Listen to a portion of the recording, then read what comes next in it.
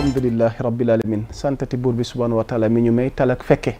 kon mbokk yi dellu siwaat nañ ci bésu dimanche gi nun ko baaxoo di fe dimanche gu jot ngir waxtaane tolluwaay réew mi dans votre émission Bonsoir Sénégal waaye nag tey xam naa dinaa wéet ci présentation bi ndax sama jigéen sunu consoeur di sunu collègue soxna Lalla Rasoul dafa nekk ci ab tukki ma nga ba Turquie waaye xam ngeen ni moom dafa am benn concept goo xamante ni dañ koy wax diaspora tour fii ci Sénégal 7 kon jamono ji waa Turquie ñoo aaye kon Lalla ñu ngi lay ñaanal foofu un bon séjour nga nuyul ñu sunu compatriotes yi fa nekk yëpp ca diaspora ba rawatina waa dëkk ba kon ñu ngi lay ñaanal yàlla ndam ak tawféex yàlla na nga dellu seeg jàmm incha allah rab kon ngeen xamee ko noonu soxna Lalla mi ngi ci diaspora tour bi ci tukki la nekk fële ca Turquie kon ma ubbeek li nga xamante ne dañuy nuyu borom kër gi nuyu soxna si ci taxawaayam ci coordination bi waaye di nuyu Ismaël mi ñu nekkal ci xarale gi waaye nag di bàyyi xel ñi nga xamante ni ñoom ñoo ñuy suivre chaque dimanche di bàyyi xel sunu jotaay waxtaan wi di nuyu kilifa diine yi ci réew mi di nuyu kilifa aada yi di nuyu waa jàngu bi di bàyyi xel ñi caabi féete gannaaw di bàyyi xel ñi ne ci xat-xat rawat na ñi tëdd ci hôpitaux yi kon c'est toujours un plaisir mbokk yi di leen servir ndax seen mbégte mooy sunu yitte jëwriñ Ndiasse tamit ñu ngi koy nuyu di ko jox wàccuwaayam moom depuis diaspora bi di ko jox li nga xamante ni moom mooy sunu nammeel di ko wax ni ko nag gaay namm nañ la waaye xam naa ñu ngi séentu rek fii leeg jamono incha allahu rabbi mu daal dee dikk ngir wéyale liggéey beeg ñun ba tax na damay ubbeek sama soppeek bopp sunu doyen Abdoulaye Mbow waaw jéggal ma nag xam naa da nga dem bee mos ataaya bi rek mu ubbi nuyoo bi waaye moom ndeysaan xam nga nii la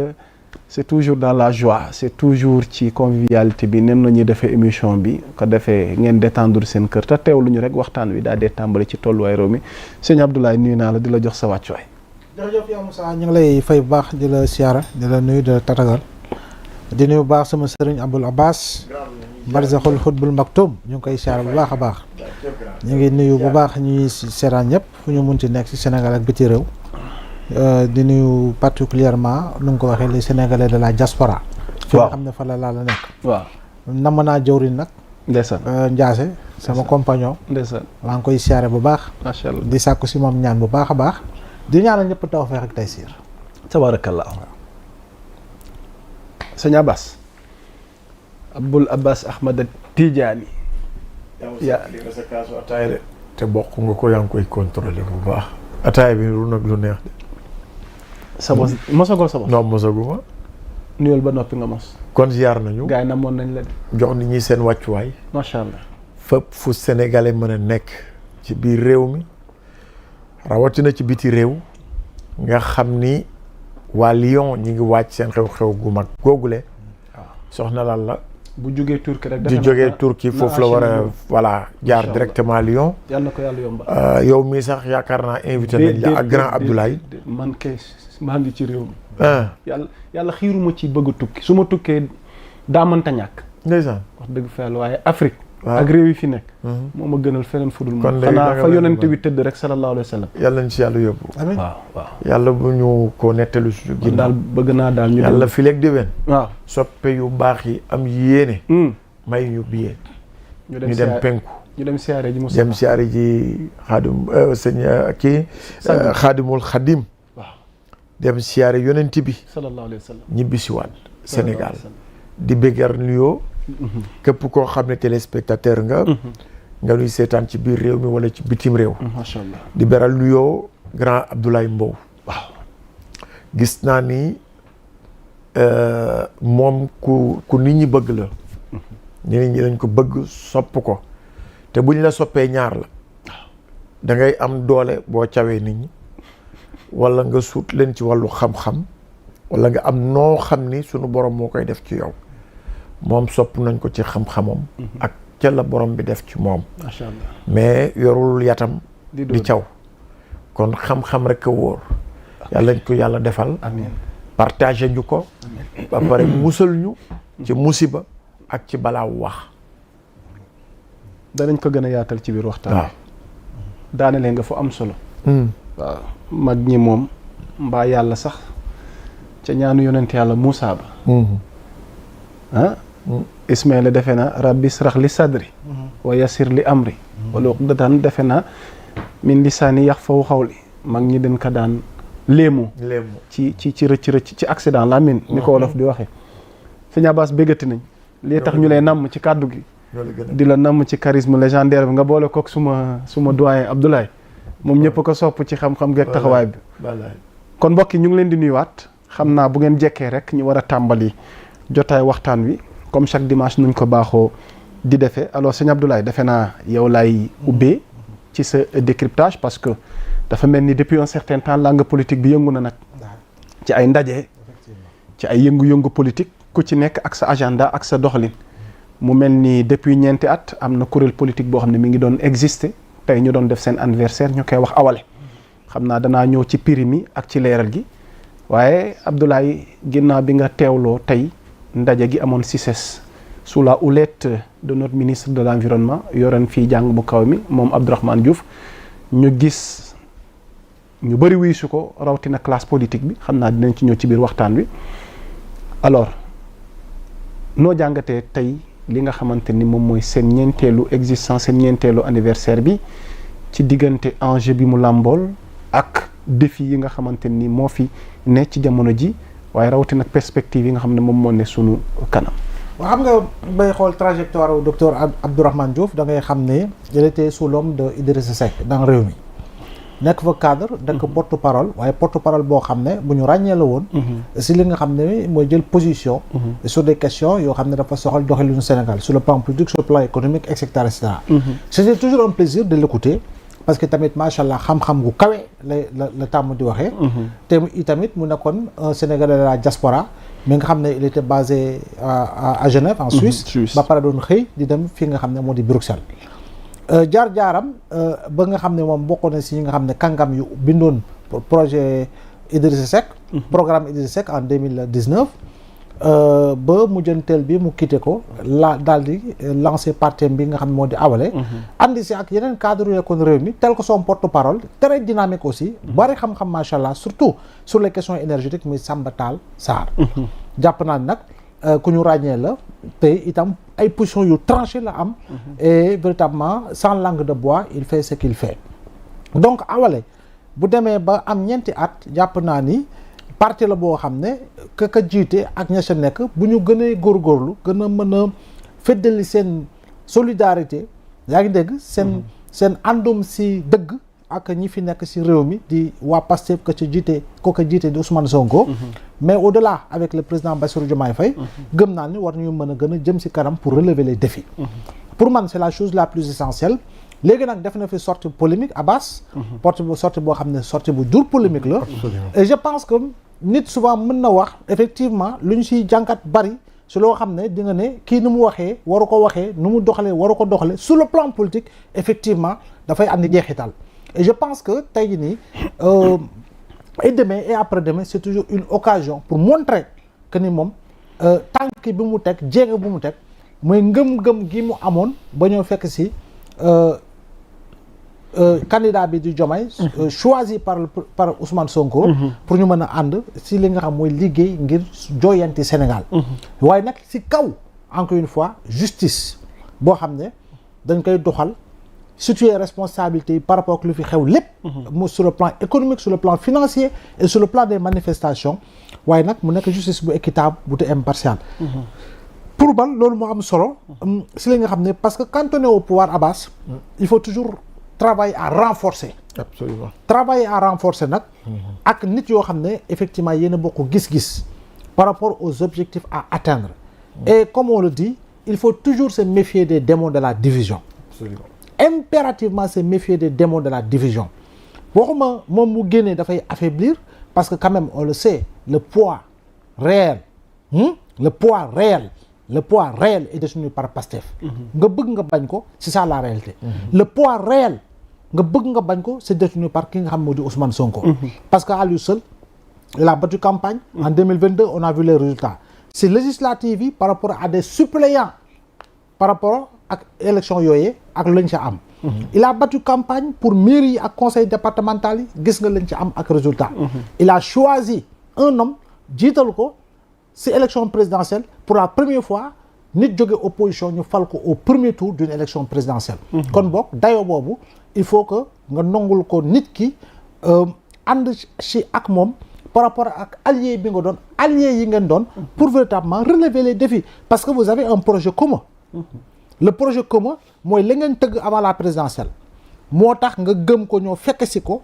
moo tax ngeen gëm ko fekk si leen pour ngeen àndandoo nga atteindre ngeen objectif bi mooy falu waaye l'autre objectif bi ëpp solo mooy comment travailler à transformer le visage du Sénégal. Sur le plan économique, sur le plan financier, sur le plan des infrastructures, sur le plan de l'emploi, sur le plan de l'agriculture, sur le plan de l'élevage, sur le plan surtout nag des emplois par rapport ak ñi nga xam ne ñoom mooy ndaw ñi. loolu dafa naa ni nag ku gëm loolu xamee ko noonu di nga liggéey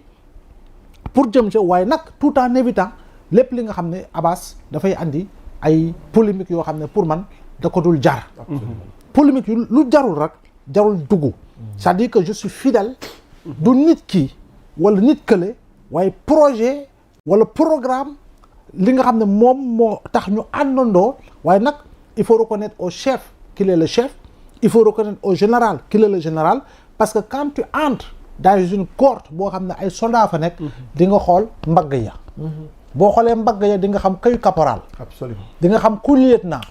di nga xam kuy commandant waaye nag da nga xam kan mooy général ba maanaam ko yore étoile ba ko yore étoile ba nag effectivement mooy joxe direction bi et puis quoi qu'on puisse dire yow juuxal si biir rek juux si biir boobu nag mooy tax yow suba ñu takkal la gannaaw caporal ñu takkal la beneen médaille beneen kii galon noonu la ngay évoluer pour man nag loolu moo si am solo awale avec docteur Abdourahmane c'est un parti c'est une personnalité c'est des personnalités qui comptent donc jàpp naa ni àndandoo boobu moo si ëpp solo pour man parce que comme on le sait dans Pastef il y a des gens yu am xam-xam yu ràññeeku yu am lijaasa yu am parcours yu am expérience et pourtant jusqu'au moment où nous parlons ils n'ont pas été nommés. Absolument. Jusqu'au moment où nous parlons ils n'ont pas été nommés. yaa ngi dégg il y a des gens qui ont combattu. On avait parlé de 4000 cadres tous les 4000 cadres ne sont pas nommés. Non bien évidemment. waaw il y a des gens yoo xam ne ils ne sont pas de Pastef. mais et ils ne manquent pas pourtant de compétences. Voilà qui ne sont pas de Pastef. mais qui ont très tôt cru en Sonko au projet. Absolument. duux si takk si rib. yaa ngi dégg mener tous les combats et pourtant aujourd'hui ñi ngi toog croiser les bras. Ils n'ont pas été nommés. Il y a des alliés qui sont dans la coalition Diomaye qui n'ont pas été nommés. kon ñoom bu ñu la tànnee wala tànn ñeneen rek kon da nga war a xam ni c'est un sacerdoce. c'est-à-dire que dafa am loo xam ne jox nañ ma ko. médaille bi nag nekkul ci baat bi. médaille bi sénégalais yi ñoo ko yor léegi sénégalais yi ñoom ñooy xool ndax lañ ma dénk matale naa ko pour ñu taxal ma ko. donc jàpp naa ne boo ko gisee noonu rek. tu éviteras lépp li nga xam ne dafay andi polémique. boo xam ne en réalité du ko jar. te effectivement day créer dissidence te dissidence bi du ko jar. dafay jox arme pour ñeneen ñoo xam ne gëmuñu la waa ànd ak yow te du ko jar kon boog il faut se concentrer former un bloc homogène malgré l'hétérogénéité liée aux idées et aux pensées mais le bloc doit rester homogène pour continuer à véritablement de se donner les moyens d'atteindre justement les objectifs. Un acte a été posé allant dans le sens de cette homogénéité venant du côté de Pastef parce que Ousmane Sonko teewul mais marqué na présence am à travers une forte délégation alors cette délégation a été conduite par le ministre conseiller Aldiouma Sow moom mi nga xamante ne moo fa teewaloon Pastef yëkkati fa kàddu alors dans un passé récent yàggul dara coow amoon na ci ñaari camp yi mais mu mel ni tey jëf ji nga xamante ne Ousmane Sonko jëf na ko balaa may jàll ci Abba Sow alors noo ko décrypter. waaw je pense que loolu dafay wane ni rek. Ousmane Sonko quoi qu'on puisse dire